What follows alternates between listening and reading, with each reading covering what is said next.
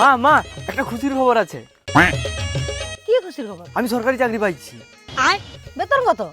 50,000 টাকা।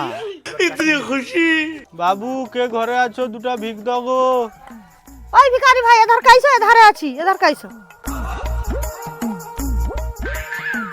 আচ্ছা ভিখারি ভাই, তোমার তো বেশ শরীর স্বাস্থ্য তো বেশ ভালোই দেখি। তুমি মনে হয় একটু পড়াশোনা করে চাকরি বাকরি করলে তো ভালো করতে পারতেন, ভালো টাকা কামাইতো, বেতন টেতন ভালো একটা পাইতেন মনে হয়। ও বাল চাকরি ক টাকা আছে?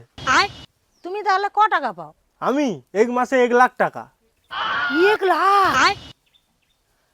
তার মানে 12 মাসে 12 লাখ, 1 কোটির বেশি।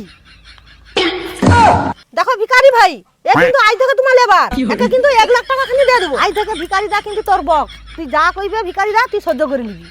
একটু আর যদি তোকে মাইরে দেয় তাও ঠিক সহ্য করে নিবি, ঠিক আছে? হ্যাঁ মা, আমি ভিখারিদার সব কথা শুনে নেবো, আমি শিখে নেবো শুধু ভিখারিদা। আমাকে একটা চড় মেরে লো। ঠিক আছে, এবার আমানে তাহলে যাই। হ্যাঁ, আমার তো সময় হয়েছে। হ্যাঁ, যাও যাও যাও। দুটা ভিক দাও গো।